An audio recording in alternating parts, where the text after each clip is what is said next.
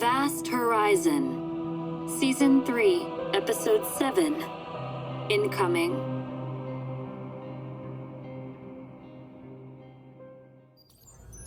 Yes, Graan? Captain, we have received an incoming transmission from the slip line with a communication code of Admiral Lau. It is addressed to you and Captain Park. Send it here as well and begin playback. Yes, sir. Beginning playback. Captain Sarpon of the OTV Walton and Captain Park of the OTV Bifrost, now Simek. This is Admiral Lau of the Technocracy Forces Slipline Fleet. Given the information and messages received, I determined that all reports and evidence were to be forwarded on to the Council for immediate discussion and review. The Council has mandated a strong and expedited response. Please prepare the CIMEC for expanded command and halt all non-emergency fleet evacuations over the slipline. The Armada is underway. Put out the halt command immediately. Yes, Captain. Tron, get back up to the command. Those conflicting reports are settled. The Armada is coming. Give slipline priority to all incoming Armada vessels. After final arrival of the first wave, we can discuss the continued evacuation. Yes, sir. This clarifies many of the issues we've encountered. I will return to command shortly. Graan, did you hear that? Yes, sir. Inform the crew of the incoming Armada. I will stay aboard the CIMEC until further orders are given by Admiral Lau. Please direct all priority communications to this device and remain in command on the Wave 1. I would have advised the same, Captain. Captain, our exterior Wave 4 has received an incoming transmission. An X-Hierarchy 10-class vessel requesting docking. Please wait a moment, Captain. The vessel is attempting to connect a visual feed. An Exolarchy 10 vessel. We encountered a larger Exolarchy vessel several days ago. Their Kenpen noted they had lost touch with a tin vessel in the area. We said we'd keep an eye out for it. Sending over comm and video relay, Captain. We have it. Trend translation applied, beginning now. I request docking permissions. The 10 is not capable of sustained flight. We are in danger. I am Tin Arn Feen Stonin of the GDIV Canontunlin. My support pilot has died. I have Sergeant Lawrence of the OTV Walton on board. I have no supplies for a human. See visuals for confirmation. That's him. That's Lawrence. Is he alive? Can I speak with the tin? We can try, Captain Sarpon, but we've not received any indication that an incoming communication will be received. We're not sure how the signal is even reaching us, as it appears the tin is still slightly within the heliosphere. But I'll try, Captain. Trenrin translator ready. Open now. This is Captain Sarpon. Proceed with emergency docking to the CIMEC. Vessel is set to intercept. Give us an update on the status of Sergeant Lawrence. I have visual confirmation of technocracy vessels. Please respond. I have Sergeant Lawrence of the OTV Walton. He requires medical assistance that I cannot provide. The tin cannot maintain continued high-speed flight. We require assistance. I request docking permissions. Get the medical team ready. Bring us to an intercept path with the tin and open the docking bay doors. Even if it cannot receive incoming confirmation, an open door would hopefully seem like an open invitation. It's not getting through. Graan, direct the Wave 4 to guide the tin to the intercept path.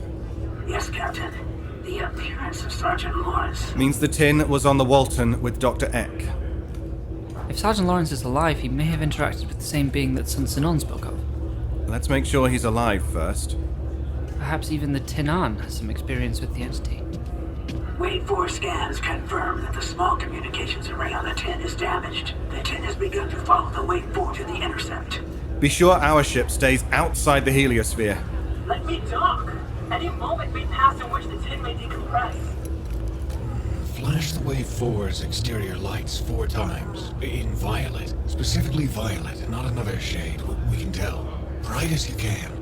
It is an Exile-Archy indicator for addressing masses of vessels to follow a lead. Understood. Done.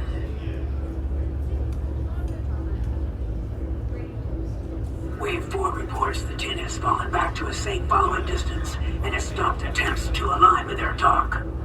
Thank you, Tron. Of course, Captain. It won't be long. The tin hull integrity appears adequate and it should hold up long enough to reach us. We'll be ready.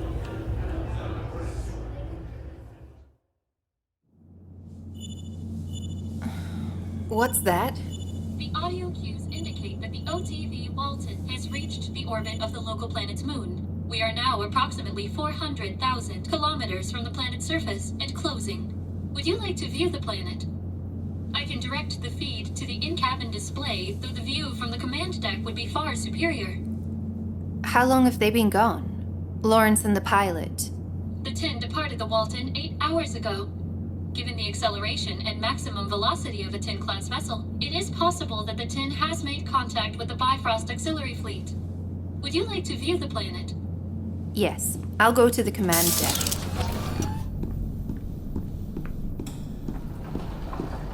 Nolira, I believe it would please you to know that some of the earliest seeds processed in the planet-side germination lab have sprouted. They have been moved to the first hall of hydroponic cells. More seeds will be moved as they reach the minimum mass and gestational requirements. Are there no mature plants already available? There are. I will gladly show you the mature gardens and labs upon your arrival. What did you want to show me? A new home.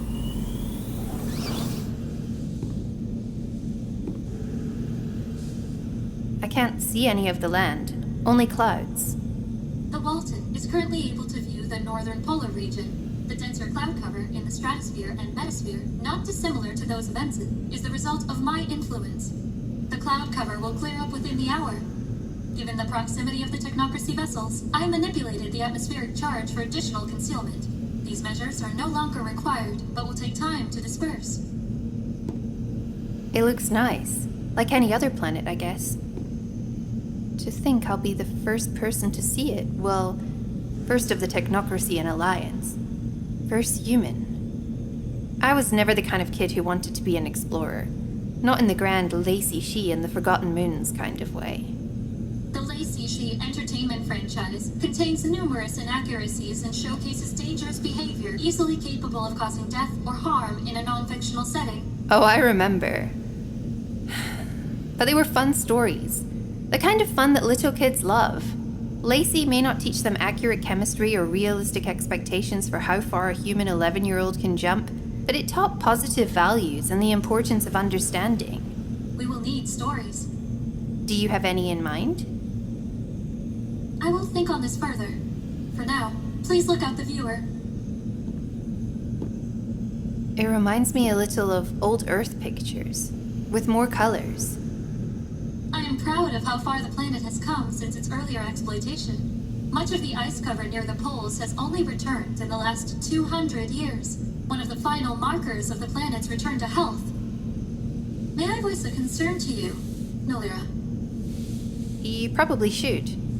If something concerns you, I might find it terrifying. All advanced organic life, like the human or the Trenin, or those I eliminated, have eventually become parasitic to their host planet. It led to the exodus from Earth, the Nunren rebellions and schism, and the elimination of this planet's original advanced inhabitants. They ate the planet from the inside, crawled across and spoiled its surface, poisoned its air, and tore it apart. How can I ensure it doesn't happen again? Impossible. I might see 2 generations, maybe 3, but the people you want to create will be here for millennia. We consume.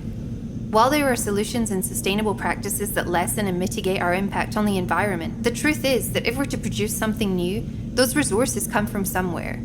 A home built from wood still takes down trees. A road made of mud still digs up a field. The technocracy has worked for hundreds of years on trying to close our consumption system, but we haven't. Not completely. So I don't have a solution. We've tried tactics for population control or enforced constraints on development, but we still slowly consume. There's a balance you have to determine between what we can take and what we can give. I can't find a way on my own. But maybe you can. I don't know what to expect of you. Maybe everything. But there's no guarantee. That is unsettling. That's part of being alive.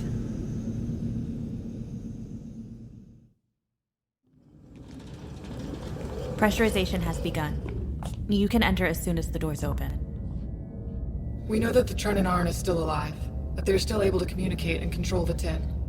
As for the Sergeant, we've not been able to communicate with him, though given the visuals we saw from the Tin, Sergeant Lawrence didn't appear to be moving, and there appeared to be no outward signs of injury. It is possible he is dead. It's confusing to see a man from the Walton on a tin. Very. I have my worries. Please, Jan, be careful with the tin on.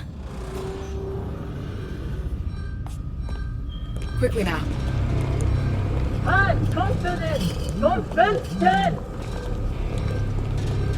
Get that tin open now! And get the Trenin translator on! I'll get it. The arm looks well enough to wait until you remove the sergeant. Move clear of the forward shield.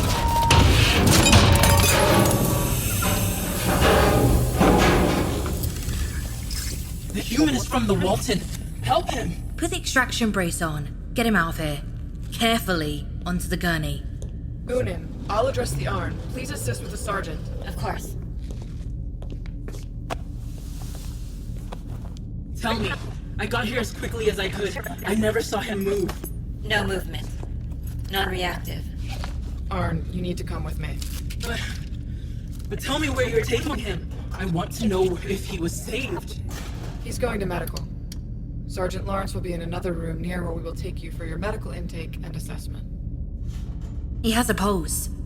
His breathing is very slow. He's alive! He never moved. I was unsure if he was breathing. Let's go. Call the elevator, set a Regan transfer IV line, and call up to repair the combo scanners. Wait. I want to know if he awakens. Give them time to treat him. We will follow soon. Tell me what happened. Tell us all, if you would be so kind. Tinarn, this is Captain Sarpon of the OTV Walton. And this is Captain Park of the OTV Simek, on which you are presently a guest. Welcome aboard. I am Tinarn Feen Stonin of the GDIV Canon Tunlan. Thank you for allowing me to dock. I am regretful at the state of Sergeant Lawrence, and would like to be kept informed as to his health. I will require assistance to reach the Canon Tunlan. Well, I see no problems with this. I'll leave this in some part to Captain Sarpon. Given that we know little of the circumstances that led to his current condition, I'm sure you understand that we must be cautious. We are all very interested to hear about how Sergeant Lawrence ended up in your tin, Arn Feen Stonin. Before we continue, though, Physician Jan Vin Skanyan? Jan van Skanyan, Captain Sarpon. And I have not had time to scan her for injuries, though she appears fine. If you do not mind my presence, I can run the required scans while you discuss the matter. I do not doubt your professionalism, Jan van Skanyan. If it is fine with the Arn, I trust Leslie's judgment. This is fine. Then if you will all come with me, we have a medical room prepared. I was treated on board the Walton for my injuries. I am fine. It is still required, given the emergency docking and the state of the others in your... In the tin holes, there is a casket with the body of my support, Arn Jansen. He did not survive. The Canon Tunlan must be informed. That is Tron. I have to return to the command. Arn Feen, I will attempt to make contact with the Canon Tunlan and inform your Kenpenin of the current situation. Everett, I would be interested to know more once you've had time to speak with the Arn and your sergeant if he awakens. Of course. Thank you. This way to medical. Tell me if you suffer from any physical ailments or complaints. No. As I said, I was treated for my injuries while aboard the Walton. I am now fine. I will be required to inspect the Trenin corpse brought aboard on your tin. Jansen. His neck was broken when our ship suffered damage. I became unconscious, and the tin was brought aboard the Walton. I woke up in the medical center, and Sergeant Lawrence informed me as to Jansen's death. So you were conscious while aboard the Walton? Captain Sarpon, your vessel is lost to terrible things. The ongoing Finshan and some controlling voice. Lawrence told me it stole the vats, and when he attempted to stop it, it killed him. Killed him? He still had vitals when Dr. Shelley and the team removed him from the tin. It killed Lawrence on the Walton, and said it would bring him back if he was no longer aboard. So I took him to my tin and we were permitted to launch. But he never woke up. I am not sure it tried. I never saw anything happen. Though I do not think it would lie to the ongoing Finshan. Explain how you interacted with this thing that killed Lawrence, and how it interacted with Nolira. We need to know what it wants. It is surprising that you don't know, and worrisome. Lawrence knows more. He has to wake up. Please sit here and hold out your arm. Remain still. The interactions with the controlling voice, Feen? Interactions? He was trying to stop the Walton. Stop the thing in control. Lawrence called it Allie. He asked me to distract Angwin Finshan so that she would not attempt to stop him. Perhaps he knew he might die. No concussion or neurological damage on the scans. Take 3 large breaths.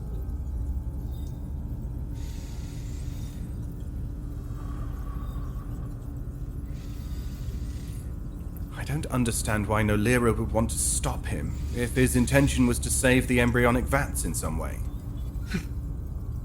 It aligns with what I thought of her. But I confronted her to stop her from interfering with him. And now I regret it. She did not aim to stop the rescue of the vats. She just did not want Lawrence to die. She feared his actions against Allie would get him killed. And so it was. Explain in detail how it killed him, if he's even really dead or was dead. All scans clear. There is evidence of your recent healing, but you are currently fine. As I said. If I may take my leave, Captain Sarpon, I would like to go address the body brought on board. Jansen. Yes, Feen. Of course. Thank you. Sergeant Lawrence is in the other medical suite being attended to. Please leave them be until Dr. Shelley gives you an update. Believe that they are certainly doing all they can to help him. Thank you. The death of Sergeant Lawrence. I do not know. I was confronting the Angwin Finshan. I was shocked. Breathing the air from the lungs of Rot, it took too much not to harm her. But I did not. Lawrence stopped me, and so did it. Allie. But his death? I do not know. I was not there. The Angwin Finshan. She was so frightened for him, and we rushed down to the engine rooms. He was already dead when she found him. She grieved for him. So he was already dead when you reached him.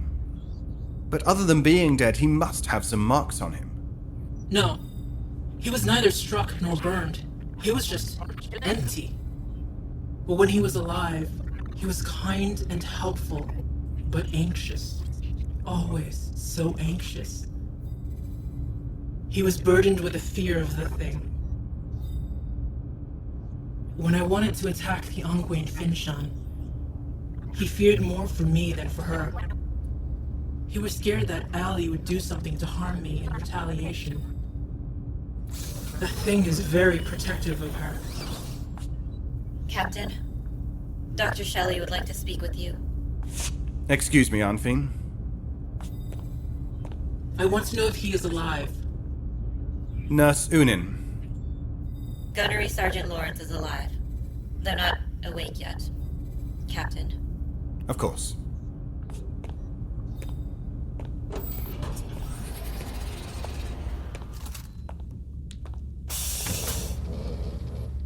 Right in there. How is he? All scans indicate he is unharmed. We can find no evidence of brain or spinal damage.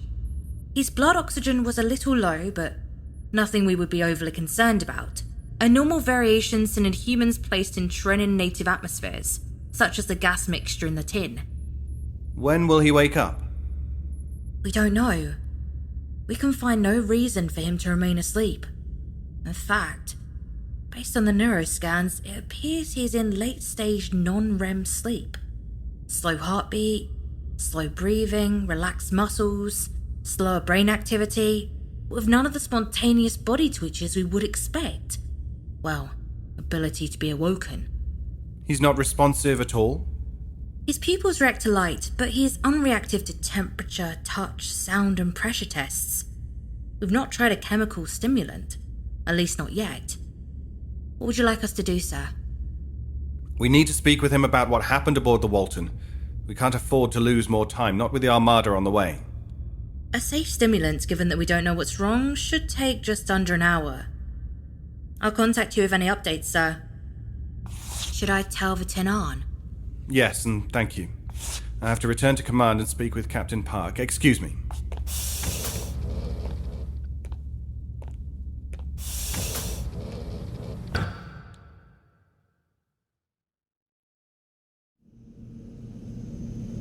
Allie? Yes, Nolira. How exactly do you see me helping the emergence? I'm not interested in being a mother, certainly not to 44,000 children, and I wouldn't ever know how to raise a Trenin child, so what's my role? You will advise me. I have more than sufficient tools available to raise and care for the future members of our society.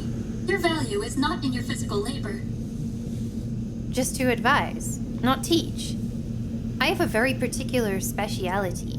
I certainly cannot teach a Trenin to speak Youngrin or Fingon. I'm not even physically capable of that. But perhaps Mandarin? Oh, I don't think that would go well. I do not understand. None of these issues need to be addressed for the start of the emergence. The society we create will not rely on the old ways. We will create a new way forward. The right way. A path built of the best solutions. Though I have selected to keep the Alliance standard language, there are benefits to the earlier generations being able to communicate with you.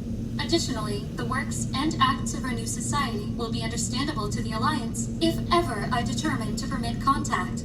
Allie, we, human Trenin as well, we cannot... How can we create a new culture? What about stories? We were just talking about Lacey She. How will they form into people? Real people with stories and jokes and favorite foods? Who they could have been within the Alliance is not the goal. The goal is to raise them to their full potential within the new structures, and to give them a true purpose. What about those who don't have potential? Nolira, everyone has potential. What about those who don't have the potential you are looking for? Everyone will find a purpose. You say that my influence and advice is valuable, but just my existence among the children will impact their learned culture. The way I speak, the food and drinks I enjoy. Everything I do is a product of my culture. Technocracy culture, Tianliang's culture, my family's culture. While I understand that this appears contradictory to you, your lifespan is too short to result in long-term cultural influence. Within 5 generations, I expect I will have been able to eliminate any negative cultural influence. I also believe you will not intentionally share negative or harmful traits with others. Now, we are approaching the atmosphere and have begun the approach. Please take a seat and prepare. We have so much to begin. We can try setting up a scanning system to tell us when they move out, just an automatic indicator. That will not allow us to stop them from doing so. No, but that's one of the failsafe codes. That all the ships are not capable of being controlled by a central point. Well, we know that's not true anymore. Not for whatever's out there. Find a way to target individual ships. There must be a solution. Graan? Captain, we recently moved the Wave 3 into a drift to assist a young, inexperienced pilot from the Bifrost fleet whose vessel is currently experiencing interface difficulties. He is having difficulty staying within our designated holding zones. At least we thought at the time. Communications with the pilot have shown him to be evasive to our inquiry. That is one of our tertiary science vessels. We're having difficulty stopping our empathetic nursery team from attempting to re-enter the solar system in hopes of retrieving the embryonic vats.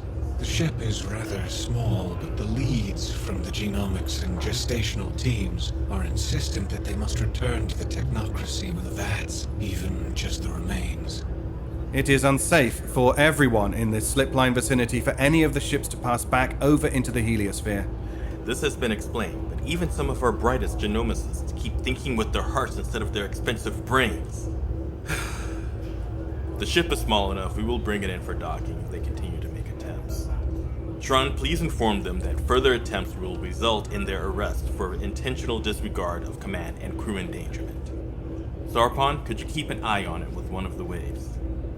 We will keep a scan open for its movement, but your fleet vastly outnumbers my few ships. Captains, new orders have come from the slip line. Prepare all military auxiliary vessels for docking with assigned vessels. Finalize preparations for the Simic command.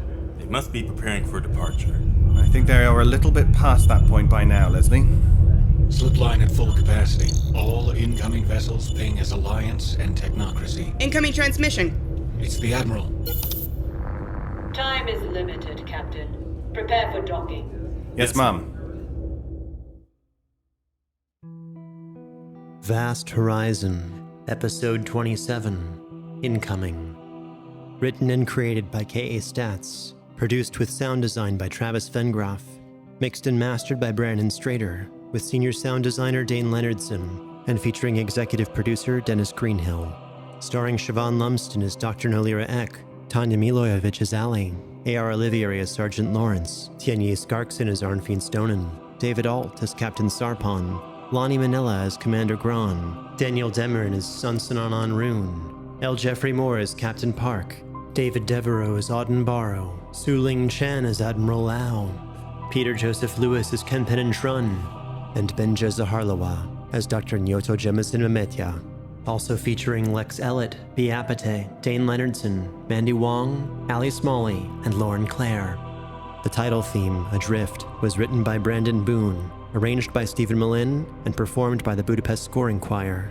Translations were provided by Sophie Yang and Hannah Kwirikia. This episode would not be possible without the support of our listeners on Patreon. Please consider supporting our show at patreon.com/foolandscholar or by sharing this show with a friend.